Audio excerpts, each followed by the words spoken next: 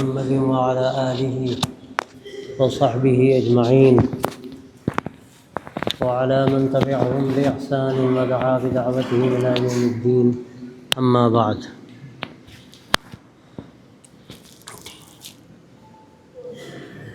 أعوذ بالله من الشيطان الرجيم.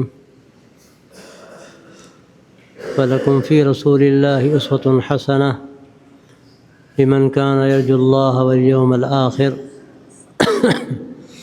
وذكر الله كثيرا. صدق اللہ العظیم.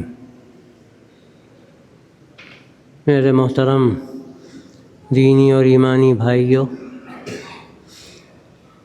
یہ آیت کا ایک حصہ جو میں نے آپ کے سامنے پڑھا ہے، یہ ہماری زندگی کے لیے ایک دستور العمل ہے. اس میں اللہ تبارک و تعالی نے پوری انسانیت کے لیے اور خاص طور پر اس امت مسلمہ کے لیے ایک قانون بتا دیا کہ جو بھی اللہ کے رسول صلی اللہ علیہ وسلم کے راستے پر چلے گا وہ اس کے لیے سب سے زیادہ کامیابی کا راستہ ہے، اور اسی طریقے پر اسی راستے پر چل کر وہ اپنی منزل تک پہنچ سکتا ہے. لیکن مسئلہ یہ ہے کہ ہم یہ نہیں سمجھتے کہ اسوہ حسنہ کا تعلق ہماری زندگی کے کس حصے سے ہے. ایک تو یہ سمجھنے کی ضرورت ہے کہ آپ صلی اللہ علیہ وسلم کی مبارک زندگی ہم سب کے لیے اور تمام مسلمانوں کے لیے اسوہ حسنہ بھی ہے اور اسوہ کاملہ بھی ہے. اور ظاہر ہے کہ حسن کمال کے ساتھ وابستہ ہے اور کمال حسن کے ساتھ وابستہ ہے. جب کسی چیز کے اندر کمال ہوتا ہے تو حسن ہوتا ہے، اور کمال کا مطلب یہ نہیں ہوتا کہ کوئی چیز بہت زیادہ ہو جائے. کمال کا تعلق اعتدال سے ہوتا ہے. اعتدال جتنا زیادہ ہوگا اتنا ہی زیادہ اس کے اندر کمال سمجھا جاتا ہے، اور یہی حسن کی علامت ہے. مثال کے طور پر میں عرض کرتا ہوں، جیسے انسان کا چہرہ ہے، اس کا حسن جب ہے کہ ناک اپنی جگہ پر ہو، توازن کے ساتھ ہو. کہتے ہیں کہ اونچی ناک حسن کی علامت ہے. اس کا کیا مطلب ہے؟ کسی کی 1.5 فٹ کی ناک ہو تب تو عجائب خانے میں رکھے جانے کے قابل ہوگا وہ.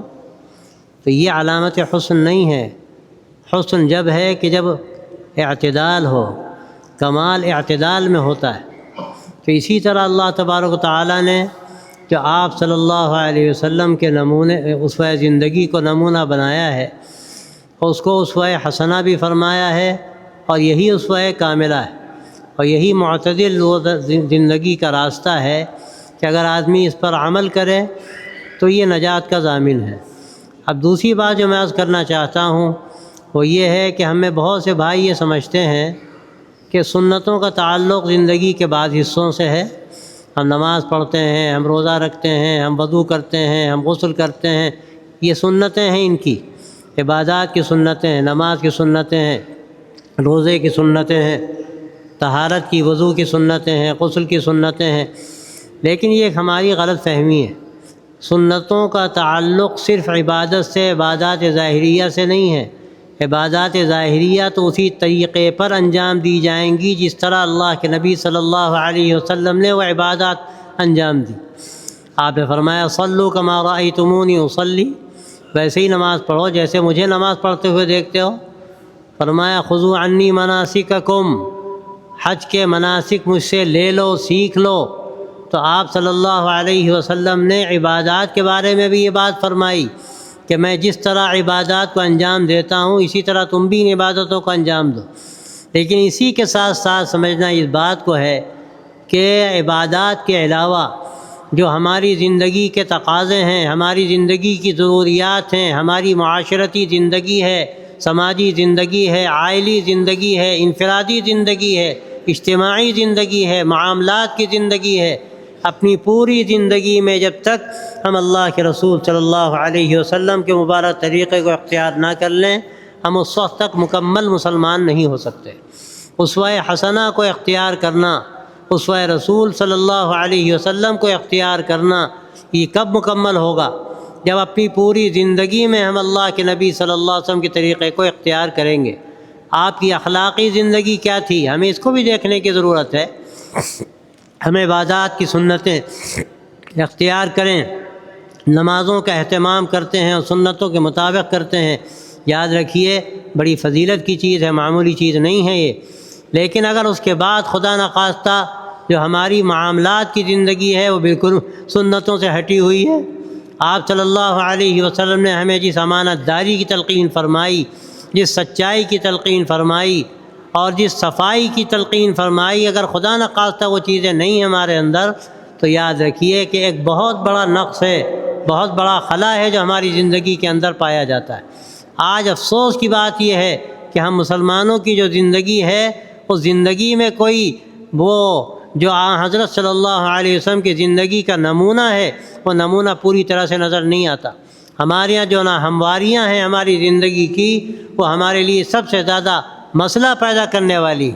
اب ہم الحمدللہ مسجدوں میں ہیں، مدرسوں میں ہیں، خانقاہوں میں ہیں، دینی اداروں میں ہیں، تعلیمی اداروں میں ہیں، مسلمان ہیں، لیکن اس کے بعد ہم جب کاروبار کی لائن میں جاتے ہیں، سماجی زندگی میں جاتے ہیں، تو ہم بھول جاتے ہیں کہ ہمارے اوپر کیا ذمہ داری، ہمیں کس طرح کاروبار کرنا چاہیے، ہمیں کس طرح ملازمت کرنی چاہیے، ہمیں کس طرح لوگوں سے معاملات انجام دینے چاہیے، ہماری اخلاقی زندگی کی نوعیت کیا ہو، ہم سب فراموش کر دیتے ہیں، سب بھول جاتے ہیں۔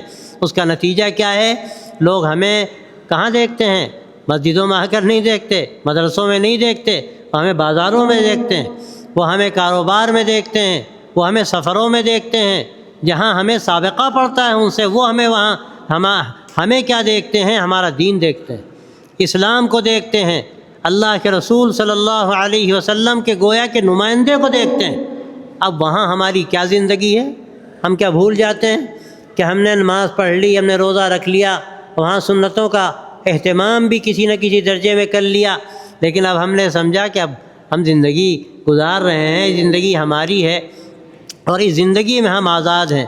تو یاد رکھیے کہ ہماری بہت بڑی بھول ہی نہیں بلکہ اللہ کے رسول صلی اللہ علیہ وسلم نے جو ہمیں امانت دی تھی، اگر ہم خدا نخواستہ امانت کا پاس و لحاظ نہیں کرتے تو سچی بات یہ ہے کہ پھر ہم خائن ہیں، ہم امانت داری کا جو احساس ہونا چاہیے وہ احساس ہمارے اندر سے ختم ہو گیا۔ تو میں یہاں آپ سے عرض کرنا چاہتا ہوں کہ اسوہ حسنہ کے بارے میں ہمیں غور کرنے کی ضرورت ہے۔ یہ اسوہ حسنہ کا تعلق ہمارے زندگی کے ایک شعبے سے ہو اور ایک شعبے سے نہ ہو، ایسا نہیں ہے۔ اسوہ حسنہ کا تعلق ہماری پوری زندگی سے ہے۔ اسوہ حسنہ کا تعلق ہماری شادی بیاہ سے بھی ہے۔ شادی کرنے کے لیے آئے تو بھول گئے کہ اللہ کے نبی صلی اللہ علیہ وسلم نے ہمیں کیا سکھایا، ہمیں کیا طریقہ تلقین فرمایا۔ آپ نے فرمایا اعظم النکاح برکتاً ایسرہ مؤونتاً، کہ سب سے بابرکت نکاح وہ ہے کہ جس میں سب سے کم خرچ ہو۔ لیکن آج ہم مسلمانوں کا حال کیا ہے؟ ایک شادی میں کروڑ روپے خرچ کیے جا رہے ہیں، اور حال کیا ہے؟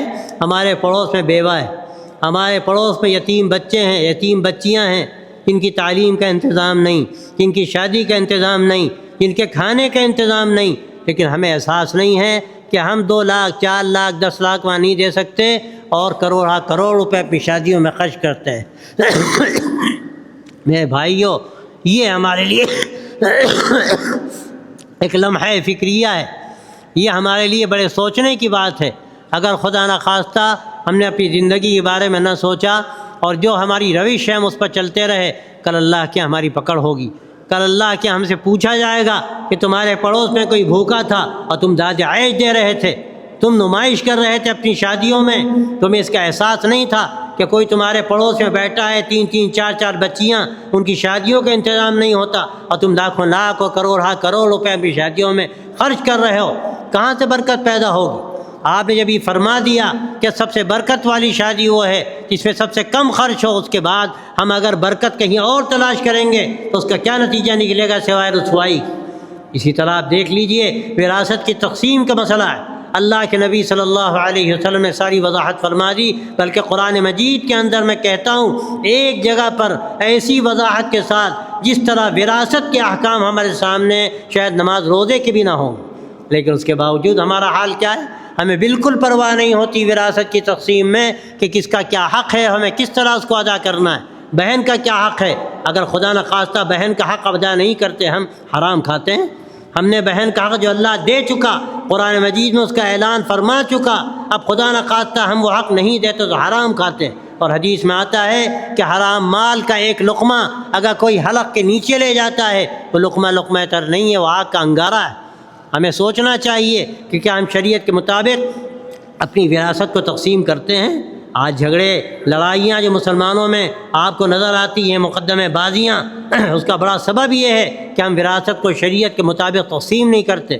اور لڑائیوں جھگڑوں کا میں سمجھتا ہوں ایک دوسرا سبب یہ ہے کہ ہماری زبان قابو میں نہیں، جس کو جو چاہا کہہ دیا، اپنی بھڑاس نکال لی کہ ہمیں تو کہنا ہے، کون ہمیں پکڑ کر سکتا ہے، ہمیں تو جو ہمیں کہنا ہے وہ ہم کہہ کر رہیں گے۔ ہم نے یہ نہیں سوچا کہ ہم جو بھی کہیں گے پھر اللہ تبارک و تعالیٰ کے یہاں اس کی پکڑ ہوگی۔ اور یہ آتا ہے حدیثوں میں کہ کل اللہ تبارک و تعالیٰ سب سے زیادہ جس چیز کے بارے میں قیامت پہ پوچھیں گے اور اس کے نتیجے میں اس کو جہنم رسید کیا جائے گا، وہ کیا ہے؟ وہ حصائد الالسنہ۔ حدیث میں الفاظ ہیں حصائد الالسنہ کے کہ زبان کی کھیتی ہے۔ یہ آدمی جیسے حسیہ ہوتی ہے، درانتی ہوتی ہے، کھیتی کاٹتا ہے، اسی طرح زبان سے دلوں کو کاٹتا ہے، اسی طرح زبان سے خاندانوں کو چیرتا ہے، زبان سے یہ خاندانی آپس کے روابط اور محبتوں کو گویا کہ ذبح کر دیتا ہے اور بھول جاتا ہے کہ اس کا آگے کیا نتیجہ نکلے گا۔ آج کسی کو نقصان پہنچا رہا ہے کہ کیا کل اس کو نقصان نہیں پہنچے گا، اور دنیا کا کیا نقصان ہے، اصل مسئلہ تو آخرت کا ہے۔ تو بھائیو، ہمیں ان تمام چیزوں پر غور کرنے کی ضرورت ہے۔ اور آج ایک بڑا مسئلہ جو ہمارے سامنے ہے وہ یہ ہمارے نوجوان کس رخ کی طرف جا رہے ہیں۔ نشے کی لعنت کس حد تک بڑھتی چلی جا رہی ہے۔ آپ دیکھیے محلوں میں جائیے، حد یہ ہے کہ بعض مرتبہ دیندار گھرانوں میں بچے اور بچیاں غلط رخ کی طرف جا رہے ہیں۔ موبائل کی لعنتیں ایسی بڑھتی چلی جا رہی ہیں کہ اس موبائل کے ذریعے سے آدمی الحاد کی طرف جا رہا ہے، ارتداد کی طرف جا رہا ہے، نشے کی طرف جا رہا ہے، اور یہ احساس نہیں ہوتا کہ ہم دنیا و آخرت کی تباہی مول لے رہے ہیں۔ میرے دوستوں، میرے بھائیوں، اللہ نے جو نعمت ایمان ہمیں عطا فرمائی، اس نعمت ایمان سے بڑھ کر ہمارے سامنے کون سی نعمت ہو سکتی ہے؟ آخرت کی کامیابی کا انحصار اللہ نے اسی نعمت میں رکھا۔ اور یاد رکھیے، اللہ نے دنیا کی کامیابی کا انحصار ایمان والوں کے لیے اسی نعمت میں رکھا ہے۔ ہم بھول جاتے ہیں اللہ نے ہماری کامیابی کا انحصار دنیا کی دولت میں نہیں رکھا، ہماری کامیابی کا انحصار اللہ تبارک و تعالیٰ نے نعمت ایمان میں رکھا، ایمان کے تقاضوں میں رکھا اور اسوہ حسنہ میں رکھا۔ ہمیں اس کا جائزہ لینے کی ضرورت ہے۔ اگر ہم یہ بات طے کر لیں آج کی اس مجلس میں، آج کے اس مبارک دن میں، اس مبارک اور تاریخی مسجد میں بیٹھ کر کہ ہم انشاءاللہ مکمل جو نمونہ ہے اللہ کے نبی صلی اللہ علیہ وسلم کی زندگی کا، وہ ہم اختیار کریں۔ آپ کی زندگی کا اخلاقی نمونہ، آخری نمونہ، آپ نے کس طرح درگزر فرمایا، اپنے دشمنوں سے آپ نے کیا معاملہ فرمایا، آپ نے کس طرح سے خون کے پیاسوں قبائیں دیں، اور آپ صلی اللہ علیہ وسلم نے جور و ستم کرنے والوں کو کس طرح معاف فرمایا، کیا کوئی اس کی مثال پیش کر سکتا ہے؟ آج مسلمانوں کا حال تو یہ ہے کہ اگر ان سے کہا جائے کہ ان برادران وطن کے ساتھ کچھ سلوک کرو، اچھا معاملہ کرو، تو کہتے ہیں کہ ہمارا خون لے رہا ہے، ہم ان کو کیسے خون دیں؟ ہم کہتے ہیں کہ اللہ کے نبی صلی اللہ علیہ وسلم کا مبارک نمونہ کیا ہے ہماری زندگی کے لیے؟ کیا دوسرا نمونہ تلاش کرو گے؟ آسمان سے لاؤ گے یا زمین کے نیچے سے نکالو گے؟ یاد رکھو، ہمارے لیے جو نمونہ ہے وہ سرکار دو عالم حضرت محمد عربی صلی اللہ علیہ وسلم کی مبارک زندگی کا نمونہ ہے۔ بس اگر یہ بات ہم نے طے کر لی کہ ہم اللہ کے نبی صلی اللہ علیہ وسلم کی مبارک زندگی پر چلیں گے، معاف کرنا سیکھیں گے، ہمارا بھائی ہے وہ بیچارہ ضرورت مند ہے، ہم اس کو نہیں دیکھ پاتے، حد یہ ہے کہ دوسروں کو ہم دیں گے لیکن اپنے بھائی کو نہیں دیں گے۔ حدیث میں آتا ہے کہ اگر اپنے بھائی کی تم مدد کرتے ہو تو تمہیں دوہرا اجر ملے گا، صدقے کا بھی اجر ملے گا اور صلہ رحمی کا بھی اجر ملے گا۔ یہ باتیں وہ ہیں جو ہمیں اللہ کے رسول صلی اللہ علیہ وسلم کی مبارک زندگی سے معلوم ہوتی ہیں اور ہمیں اس کا خیال رکھنے کی ضرورت ہے۔ بھائیو، میں نے آپ کے سامنے جو آیت پڑھی وَلَكُمْ فِي رَسُولِ اللَّهِ أُسْوَةٌ حَسَنَةٌ، اس بات کو ہمیں اچھی طرح سمجھ لینا چاہیے کہ یہی اسوہ حسنہ ہمارے لیے کامیابی کی ضمانت ضمانت ہے، اور یہ اسوہ حسنہ ہماری پوری زندگی کے لیے ہے۔ یہ عبادتوں میں بھی ہے، یہ معاملات میں بھی ہے، معاشرتی زندگی میں بھی ہے، اخلاقی زندگی میں بھی ہے، آپس کے روابط میں بھی ہے، ہمارے لین دین میں بھی ہے، کاروبار کی زندگی میں بھی ہے، ہمارے سفروں میں بھی ہے، آپس کے جو ہمارے روابط اور تعلقات و معاملات ہوتے ہیں اس میں بھی آپ صلی اللہ علیہ وسلم کی مبارک زندگی کا نمونہ موجود۔ ہم یہاں سے طے کر کے جائیں کہ ہم اسی نمونے کو انشاءاللہ اختیار کریں گے، اسی سے انشاءاللہ ہمیں دنیا میں بھی کامیابی حاصل ہوگی اور آخرت میں بھی اللہ تعالیٰ اسی کے ذریعے سے ہمیں سرخرو فرمائیں گے۔ اللہ تعالیٰ ہم سب کو نصیب فرمائے، اور آج جو باتیں کہی گئیں اللہ تعالیٰ ہم سب کو عمل کی توفیق دے، ہماری زندگی کے اندر اس کی روشنی پیدا فرمائے۔ وآخر دعوانا الحمد للہ رب العالمین۔